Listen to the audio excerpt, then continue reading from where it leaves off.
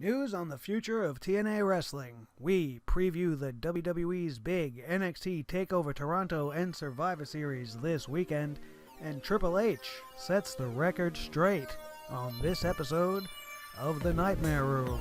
Let's get into it.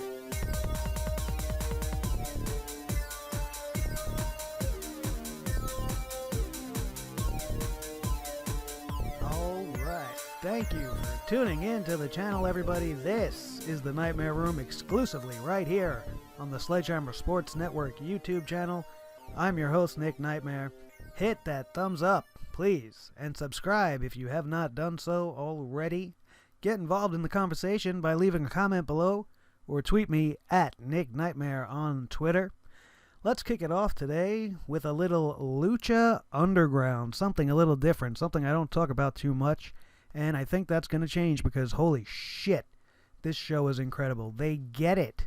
They get it there. They understand wrestling. The biggest difference between the two companies, Lucha Underground and the WWE, is the WWE is a wrestling company that tries to put on a TV show. And Lucha Underground is a TV show that's about a wrestling company. It's vastly different. Think Bloodsport. If you know any Jean-Claude Van Damme movies out there, Bloodsport is about an illegal underground fight that goes on once a year or so in the movie, I believe. It's an annual event, and fighters from all around the world are brought in to compete, and this is the feel you get at Lucha Underground. Like it's in a temple, it's an underground organization, hence the name, and it's fan-fucking-tastic. There is almost nothing I could say wrong with it, except it gets a little cheesy. But that's because they're almost like a Spanish soap opera that uses pro wrestling as their canvas to settle differences and to try to please the gods. It's a crazy show. And if you love pro wrestling, you're going to love Lucha Underground, which is on the El Rey Network, which I do not have in my Verizon package, but I have been able to finally catch up. Excuse me. I found some full episodes on YouTube, and I suggest you guys all go do the same. I'm all caught up for Season 3, and this week, coming up this Wednesday, is going to feature a match called Aztec Warfare, which is pretty much Lucha Underground's version of a Royal Rumble. But this year, in Aztec Warfare, the champion, Matanza, who is the little brother of the boss, Dario Cuero. But he is not little. There's nothing little about him at all. This man is a fucking monster. He's a beast. He's crazy. And he is going to enter at number 1, and the title is on the line. So, essentially, he's going to be defending his championship against the entire roster from start to finish. And if it really is run like a Royal Rumble, I think every 2 or 3 minutes somebody's going to be added to the match. But if you see Matanza, you know it's not going to take him 2 or 3 minutes to take out any of these guys. And it doesn't look good for the roster of Lucha Underground, and I don't think there's going to be anybody that's going to be able to beat Matanza. Last week's episode had a Grave Consequences match as the main event, which also can be compared to a casket match, but this was no rinky-dink wooden casket on the outside with a trap door for people to come in and out. This was a real deal casket designed to encase human remains and protect them, and it was a giant, heavy steel casket. This match might just be the best match that I've seen all year. So I highly recommend you guys check this out. Mil Muertes, the man of 1,000 deaths. This guy's just brutal. Went one-on-one in the main event with Prince Puma. Puma was looking for revenge on Mil Muertes for taking out his mentor Conan. You guys remember Conan from WCW. He took out Conan in the very same match last season, I believe, on Lucha Underground. And Conan hasn't been seen since. Definitely, as I said, one of the best matches I have seen all year. It is worth checking this out, and I will link it for you guys in the description below. Coming up next, we're going to talk about TNA. And I don't really want to talk about TNA, but they are still in a lot of trouble, despite settling the lawsuit filed by former President Billy Corgan, and being funded by what is now known to us as Anthem Sports, who is the parent company of the Fight Network and FS1 and many other cable channels. They will be funding TNA for the remainder of 2016, but TNA is still just barely alive. They are only pretty much cleared through the rest of the year. And even after all the negativity that has come out in the media over the last few weeks, and the very public struggles that TNA is having, they have announced that they're preparing to launch a streaming video-on-demand service similar to the WWE Network. Are you kidding me? Are these people crazy? Their number one attraction right now is the Hardys, and Matt Hardy specifically. And this guy's Twitter followers more than double the followers of the company. You barely have 500,000 people that subscribe to you on a daily basis, and you think that's enough to constitute a network? McMahon and the WWE have an infinitely more number of not subscribers, but fans and followers. That's the word I was looking for. And they have trouble even breaching 1 million. They're at like 1.45 million subscribers and dropping because the show has been sucking. And TNA wants to do something like this. Instead of doing this, they should focus on fixing whatever problems they have. I mean, for the talent to still be there, obviously, you know, this Anthem Sports has covered TNA's ass to the point where they could pay everybody, you know, and people are going to come to work. So we're going to have the rest of the year TNA for sure. Nobody knows for sure what's going to happen following that. However, although TNA has been and continues to look disastrous, there is one gleam of light at the end of this terribly dark tunnel, and that is total Nonstop Deletion, an unprecedented broadcast brought to us by Broken Matt Hardy.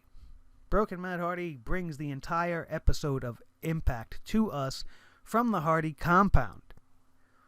What started with the final deletion and evolved to delete or decay, and most recently the Great War at Bound for Glory, something really special has been happening on Impact Wrestling from the broken brilliance of Matt Hardy.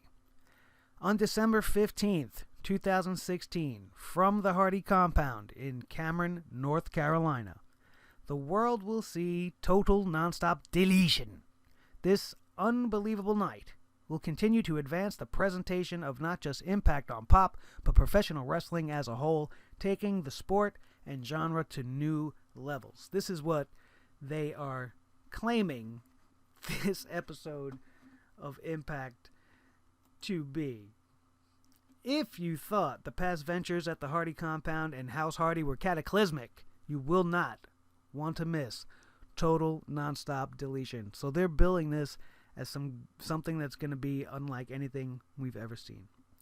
For the first time ever, the entire broadcast on Pop will be shot on location and will feature your favorite stars from Impact Wrestling. In addition, a spectacle unlike anything you've ever seen before will be unveiled when Matt and Jeff Hardy defend their World Tag Team titles in a revolutionary match being dubbed Tag Team Apocalypto. Sources indicate that this will be a multi-team Falls Count Anywhere match on the compound. Invited during many promos on Twitter have been the Bucks of Youth, the Young Bucks, the Express who rocks and rolls, obviously the Rock and Roll Express, the Bulldogs who are British, I'm not even going to explain that one, and the Day of the New. We also all know who they are referencing there. And while none of those teams are confirmed, even the ones that are actually still around, Matt Hardy and Jeremy Borash are reaching out to teams who are not currently signed with TNA Wrestling. The Decay, Abyss and Crazy Steve, and the Helms Dynasty appear to be set to participate based on reports from Orlando. It's unclear if the Apocalypto match is separate from a match for Matt and Jeff's tag team titles. There will be a match for Rosemary. She'll defend her Knockouts title. Also, there will be a bout between Grado and the kangaroo from Delete or Decay, the one which houses the reincarnated soul of Smoking Joe Frazier. Are you fucking kidding me? I have got to see what the hell that's about. And in addition to that, we will also have the in-ring debut of King Maxwell, Matt and Rebby's 1-year-old son. What the fuck is going on at this show? I need to make sure that I'm there to see it. You guys should see it too. It may be the last TNA show we ever see. I doubt that, but it's going to be something. Impact Wrestling's Total Nonstop Deletion, presented by the greatest tag team in all of time and space, Matt and Jeff Hardy, will air December 15th, 2016 from Cameron, North Carolina on Pop at 8 p.m. Guys, please watch this show because I'm going to review it. I'm going to be talking about it here, and I want you guys to all know what the hell I'm talking about. Triple H sets the record straight. Triple H was on a conference call this week where he cleared the air on the involvement of Shawn Michaels at the training center, and also some news on the decision to bring in Micke James. So let's go over that. As has become tradition, Paul Levesque, better known as Triple H, participated in his regular quarterly conference call with the pro wrestling media ahead of next week's NXT Takeover Toronto Network special. The most noteworthy moments on this call were Levesque shooting down recent rumors when talking about the NXT Women's Championship match between Asuka and Micke James at TakeOver. Triple H said that James was their first choice for the match and noted that she was not a conciliation prize. Triple H seemed to be referencing rumors that had emerged claiming Trish Stratus was the initial choice to face Asuka at the match in Toronto. He also clarified that Shawn Michaels is not the head coach of the WWE Performance Center. This is coming from an idea that came from an interview with Kevin Nash, X-Pac, Scott Hall. They were on the Kevin Gill show, and they had made mention that Shawn Michaels was now the new head trainer, and wait till he gets his hands on these kids or something to that effect. But Dave Meltzer reported this week in the Wrestling Observer newsletter that Matt Bloom, formerly Prince Albert, A-Train, however you remember him, he is still the head trainer of the Performance Center.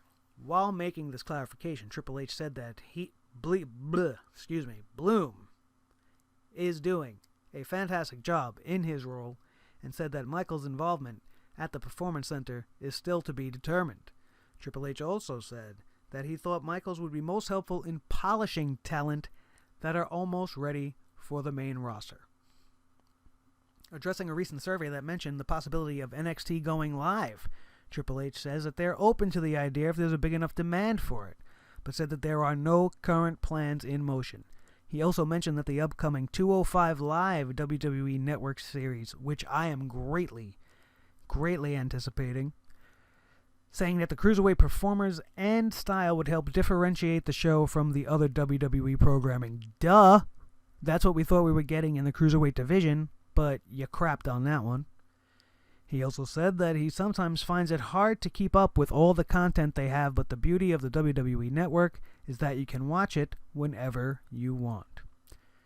Triple H goes on to say that it has been an interesting build to this year's TakeOver given the recent turnover in the roster after the WWE draft, calling this whole time a rebuilding phase. He noted that the decision was made to have Micke James challenge Asuka because he wanted time for the other women to grow and develop in NXT.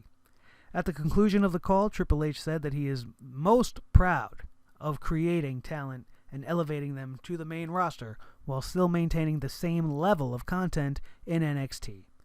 He said he hoped everyone who is competing at the Survivor Series would feel the need to up their game after NXT TakeOver, which has kind of happened in the past. Because NXT TakeOvers, when they go side by side with a WWE pay-per-view, the trend as of late is the TakeOvers just totally blow the pay-per-views out of the water. And I expect the same to happen this coming weekend when WWE NXT takes over Toronto. and it will air this Saturday evening on the WWE Network from the Air Canada Centre, featuring a card that is not to be missed. Ty Dillinger, the Perfect 10, going up against the Glorious One himself, Bobby Roode. This, and actually every match, has the potential to steal the show, but expect this one to be huge. The crowd in Toronto is going to be raucous for both these guys. Hometown Canada guys, both very, very praised by the fan base. Ty Dillinger has been underutilized for such a long time. Bobby Roode is going to bring out the best in this guy. We are going to get some kind of match between these two guys. We're going to have the Dusty Rhodes Tag Team Classic Finals featuring TM61. I hate that team so much. Versus the Authors of Pain, with Paul Ellering being suspended above the ring in a shark cage as to not allow him to get involved in the match.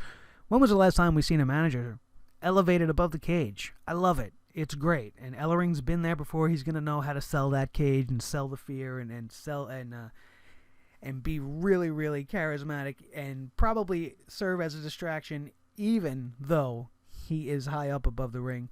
Expect the Authors of Pain to destroy TM61 as I do and hope for.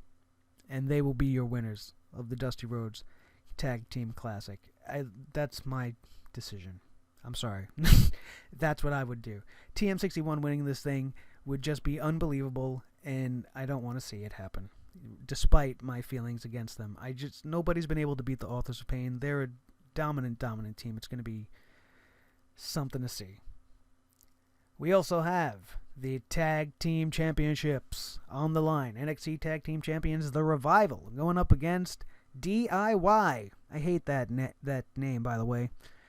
But Johnny Gargano and Tommaso Ciampa, I fucking love these guys. 2 out of 3 falls for the Tag Team Championships. This is going to be the match of the weekend. Watch, you guys. You just watch and see. And remember, you heard it right here on the Nightmare Room first. Or maybe second. I don't know who else you guys listen to. WWE NXT Women's Champion Asuka going one-on-one against the returning Mickie James. I'm not sure what to really think about this match. I don't expect Mickie James to win. I don't know if she's a one and done. Is she going to be part of the company after this? Is she going to go up to Smackdown? I don't know. With Sasha Banks' recent plea for more people to work with because she's tired of working with Dana Brooke and just Charlotte every week, maybe they will bring Mickie James up and...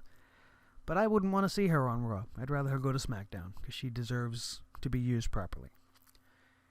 Aside from that, the main event of the evening, NXT Takeover Toronto, will feature the NXT Champion Shinsuke Nakamura versus Samoa Joe in a match that's shaping up to probably be one of the most hard-hitting, brutal, hard-fought matches we are going to see that weekend, if not all year. This just might be a Match of the Year candidate when all is said and done.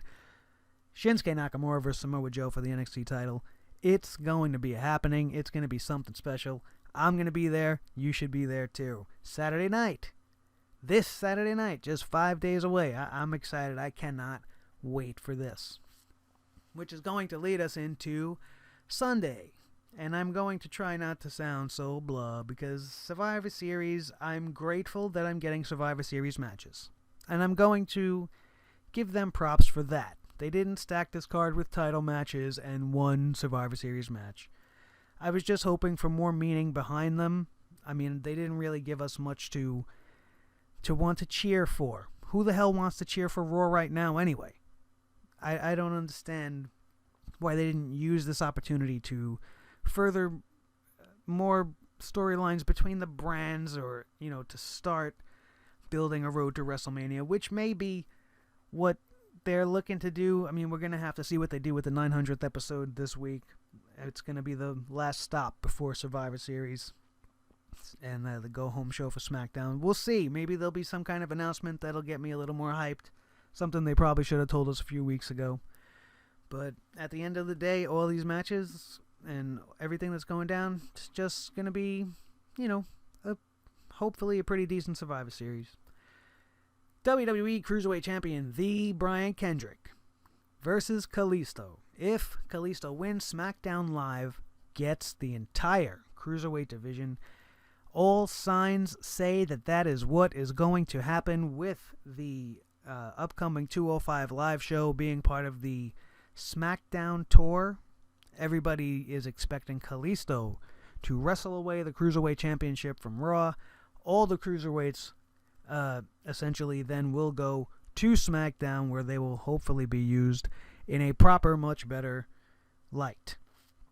So, go Kalisto. I'm never, ever rooted for Kalisto so hard. I didn't mind him in the Lucha Dragons. I don't like that they split them up.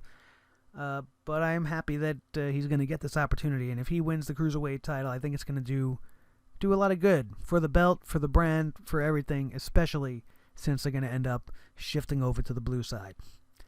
WWE Intercontinental Championship match, Dolph Ziggler versus Sami Zayn. Now, I am mad at this because as I stated on last week's Raw review, I don't understand why we're not allowed to be surprised anymore. Why couldn't they have just left it open? It would build intrigue. You don't have to tell us that Dolph Ziggler is going one-on-one against Sami Zayn. You could have been against some unknown Raw guy. People would have been speculating. Most people would have picked Zayn. Some people would have picked Cesaro. Some people would have expected Rusev. And when the guy's music hit, the place, especially Toronto, is going to go nuts. And you took that away because now we already know that it's going to be Sami Zayn versus Dolph Ziggler. They're going to put on maybe what is going to be the match of this night, Sunday night, Dolph Ziggler, Sami Zayn. Expect them to try to tear the house down and steal the show.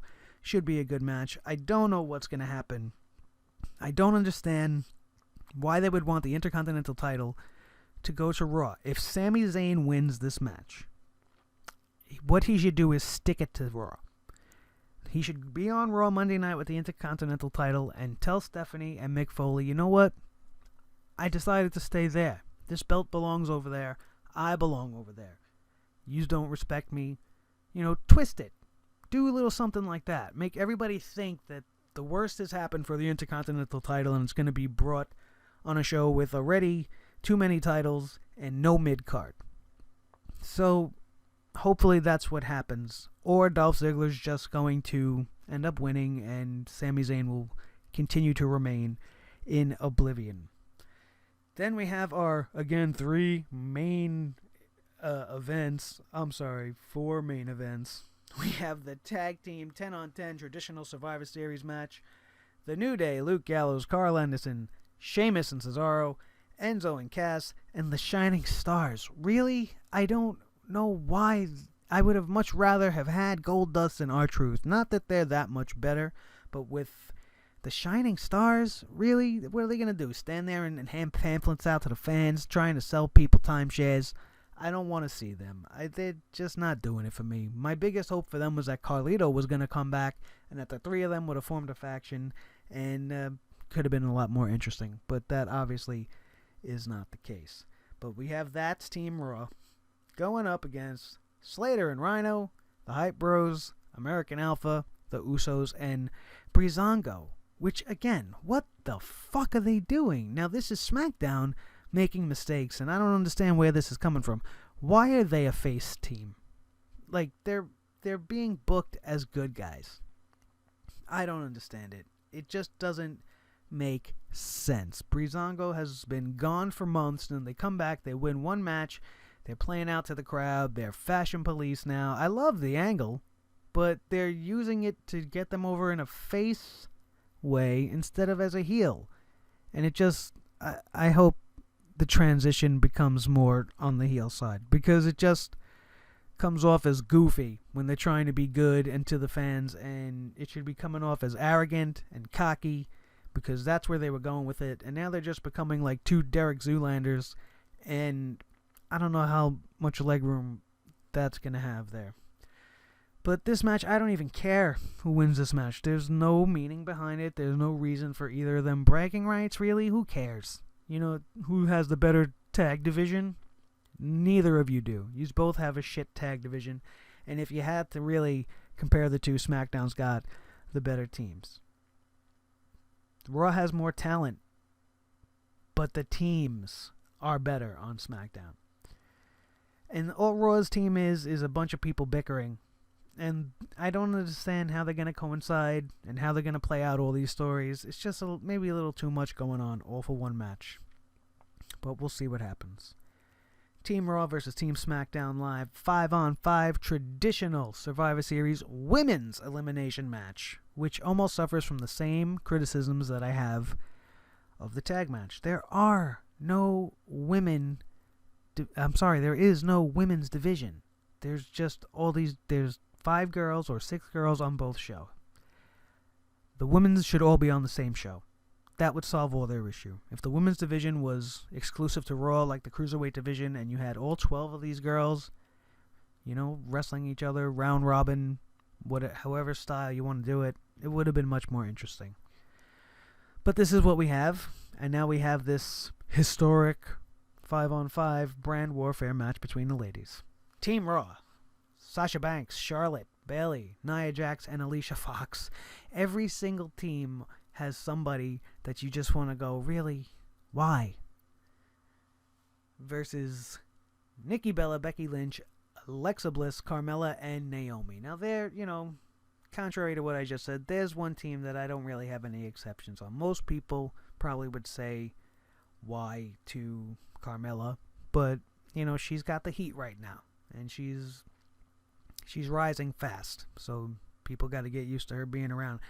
She's not the best. She's terrible on the mic. She's cringe-worthy sometimes, but she's good in the ring, and that's what matters the most. At least to me it does. So Carmella's going to be a big part of this match. She's either going to walk away from the team or interfere against Nikki Bella, because that rivalry is still going, and it's going strong, and it should. And I hope that they keep building on that. Becky and Alexa, the same thing. 2 opposing forces having to get it on the same page for one night. We'll see how this all plays out. And what's Naomi's part in this whole thing?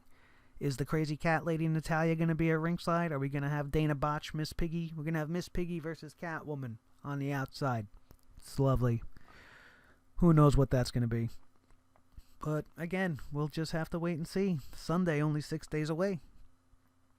Team Raw versus Team SmackDown Live 5-on-5 traditional Survivor Series men elimination match. Owens, Jericho, Rollins, Strowman, and Reigns versus Styles, Ambrose, Wyatt, Orton, and Shane McMahon.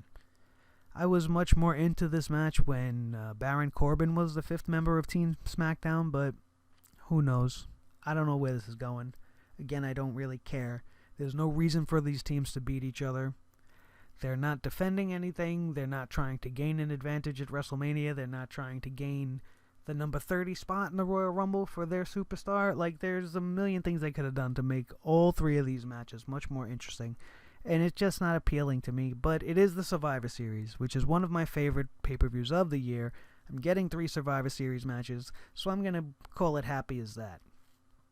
And then we have the main event, Brock Lesnar versus Goldberg.